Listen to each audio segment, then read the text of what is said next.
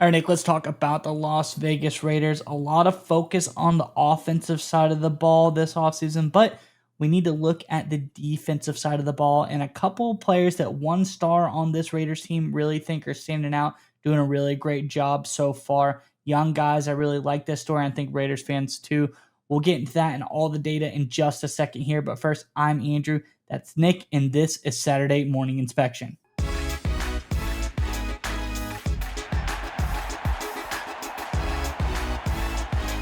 All right, Nick, as I alluded to, some young players on the defensive side of the ball starting to step up, and one guy in particular is really talking highly of them, and that's none other than Raiders superstar, I would say face of the team at this point, Maxx Crosby. Come out whenever he gives you praise, especially if we're talking about defensive linemen, giving praise to offensive guys, maybe he's a little bit out of his depth. He can, flub a little bit, but when it comes to defensive linemen, when Maxx Crosby says you're doing good, I tend to think you're probably doing pretty good. But nonetheless, let's get into the article and we talk more about it. On the other side, this is from over on SI.com. It says, following OTAs, Raiders star defensive end Maxx Crosby addressed two of the newest Raiders defensive linemen, Tonka Hemingway out of South Carolina and JJ Pegues out of Ole Miss, saying, yeah, they've been awesome. Honestly, just attention to detail. I think with rookies, you don't want rookies coming in thinking they've got all the answers. You come in, you stay humble, be quiet, and just get to work. And I can say that truly about all those guys, they're not in there doing anything out of pocket, Crosby said. They're just coming in, showing up, working, and putting their body on the line, flying around in individual drills, and doing everything they're asked. So that's all you can ask for, truly. Like, those guys have been really awesome additions. They've had a ton of talent. I think they're going to help our team win. So that's ultimately all that matters at the end of the day. I think those guys are coming in with the right attitude and off to a great start.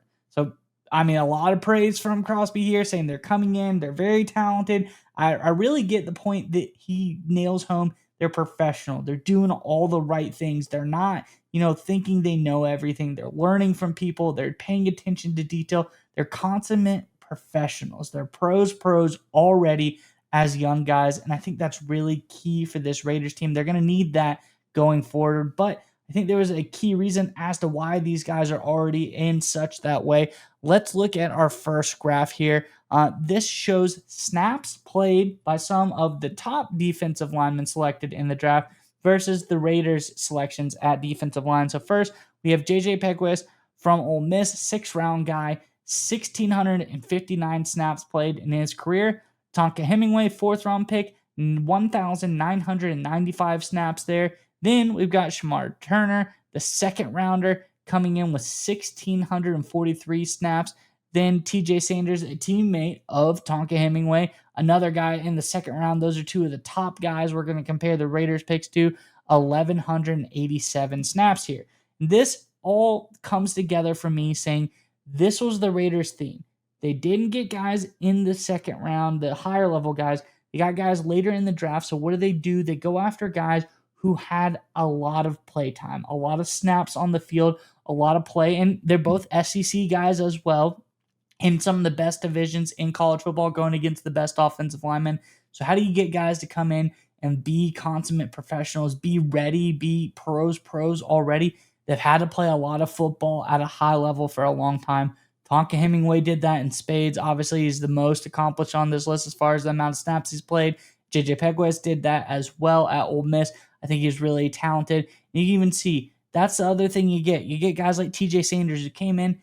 He's a really great player. I think he's going to do a lot of good things. He's a 2nd-round pick, but when sometimes these guys come in, they're young. They really don't do a whole lot, and then they have one really hot year, and everybody's talking about, let's look at that guy. It's going to be a really high draft pick. Sometimes people don't see there's steady guys that come in and have a lot of time under their belt, a lot of practice against some of the best players. I think that's what the Raiders needed here, because when we look at their interior defensive line, I think that they're going to need some help this season. We're looking at the current defensive linemen for the Raiders in their overall grades from last season. We got Christian Wilkins, who the best of the bunch, really great player, 74.8 grade there. But then we go over to Zach Carter, a 47.2 overall grade last season. not necessarily fantastic. And Adam Butler, 56.9 grade. Nothing to write home there about as well. So we're talking about the interior guys. We need guys to step up and be ready quickly. Seems like Maxx Crosby thinks these two guys for the Raiders can be, and it seems like these guys have a step up. They have a leg up on some of the other guys in this draft class because of their ability to have so much playing time under their belts. I think it's going to be a really good move for the Raiders here. Curious what your thoughts are on this one, Nick. But before we get to you, Raiders fans, in the comment section below, let us know, what do you think the final iteration of this defensive front is going to be? We know Crosby, we know Kuntz. We're really high on Kuntz in this channel. We think he's going to be great. Wilkins, but what do you think the final iteration of this defensive front is going to be like? Let us know your thoughts in the comment section below. But nonetheless, Nick, what are your thoughts on this latest news out of Las Vegas? So earlier this offseason, we covered the Raiders and some of their free agent signings that they made, and they got players with a lot of postseason experience. And we said, listen, when it comes to adding free agents, NFL veterans, right? Maybe the players, instead of just trying players that will make your team better and help you win, maybe if you find players that win, that's proof that they're actually good. And I think that's what the Raiders did when it came to free agents. If you look at what they did in terms of their draft class, instead of going through the way a lot of other teams do, and the way sometimes the Raiders have done in the past, to say, well, let's go through this draft class and try and find all the players we think will be good and we think will play a lot. Sometimes a good indication that a prospect will be a good player is if he was a good player in college and play a lot of football, and his coaches in college that committed hours, and sometimes in this case, hundreds of thousands of dollars of NIL dollars to get this player into school, the fact that they played him a lot when they had a lot of other big name guys potentially play around him is a sign that he's a good football player. And I think that's what the Raiders went after throughout their entire class. These two guys are a great example of it. But if you go across the board, and we covered this a few weeks ago, it's full of players that have a lot of experience, that have played a lot of big time football.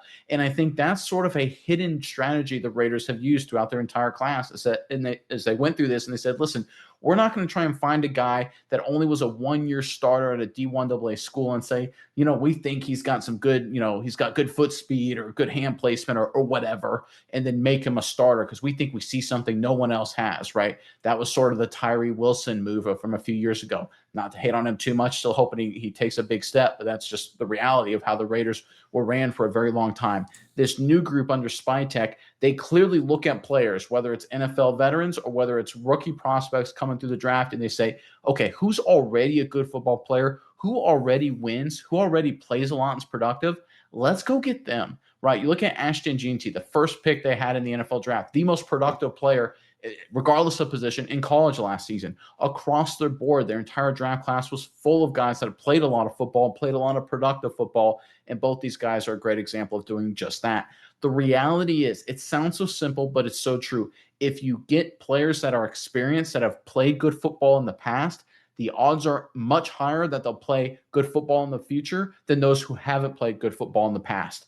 I know that sounds like an earth-shattering concept, but the reality is a lot of teams, and like I've said, the Raiders were one of these in years gone by, looked at players and said they fell in love with what I call the art of the possible. They look at a player and say, oh, what could he be?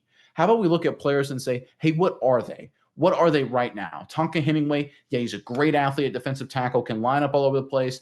Very good piece on this defense right away. A lot of experience at South Carolina. He'll slide in right away and be a contributor. That's what he is today.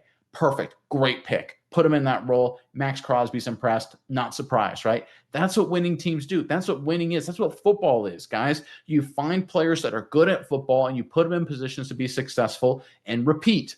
That's how winning is done. That's one of the reasons why I know you Raiders fans may hate to see this. That's why the Chiefs win so many games, is because they don't overthink it. They say, hey, we've got a really fast wide receiver. How about we put him on speed sweeps, jet sweeps, bubble screens, and let him be really fast?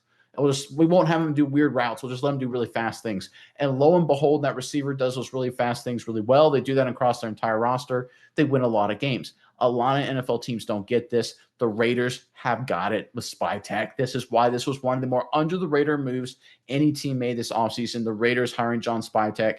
Give credit to Mark Davis. I've said that a bunch. What he's done leading this team in terms of delegating the authority, humbling himself, phenomenal work. Tom Brady's been involved, but Spytek has kind of kept Brady a little bit at arm's length. Hey, Brady, you focus on and talk about where you can help us around the edges at key spots. Me, John Spytek, I will lead this charge with my strategy. And folks, it is working wonderfully. This has been an awesome approach by the Raiders, and we're seeing it come to fruition. I know it's OTAs, I know it's early, but good starts usually lead to good finishes. And this is nothing but a phenomenal start for these Raiders rookies. Yeah, Nick. And one thing I want to reiterate is it's not that these guys aren't productive. These guys, it's not like they're just not playmakers. These are guys that just played a whole bunch of snaps because they are playmakers. They did really good in college as well. You look at the stats here. Let's look at stopping the play, blowing things up. What do you want to see? Stops and sacks. Let's go over that. Tonka Hemingway throughout his career, 11 sacks, 67 stops. That's pretty good. Let's look at JJ Pegues, 10 sacks, 69 stops in his career. Let's go on to the other two players we compared him to. TJ Sanders. This guy had 11 sacks.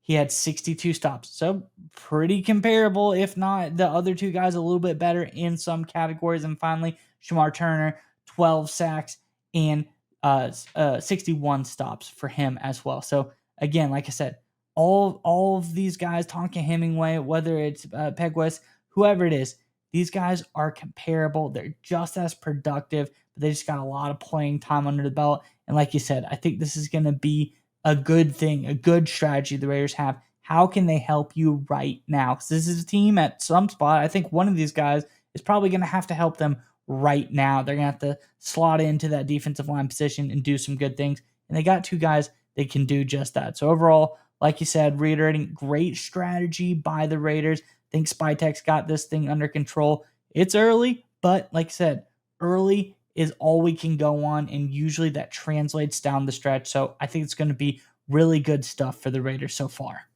And just one final point to end on, right? It began with Spytek and Pete Carroll. Pete Carroll, as the head coach, the big hire brought into the fold, he's the guy set to win now. They trade for Geno Smith, a guy with a lot of experience the past few years, set to win now, right? Every move they've made has dedicated itself to this path. Obviously, these young guys are doing well. That's important. But this is a team-wide strategy, and I just want to really hammer that home for those of you watching this. This is not something that happens by accident. This wasn't just a fluke that they brought in experienced guys that are doing well. This is what they've done every single step of the offseason. Every move they made has been leading the charge in this direction. And when you have that kind of clarity of purpose and clarity of vision at the top of the organization, good things happen. And what we're seeing from these rookies, I think, is just one of many great moves and one of many great reports we'll see in the days, weeks, and months to come as we get closer to the start of the 2025 season.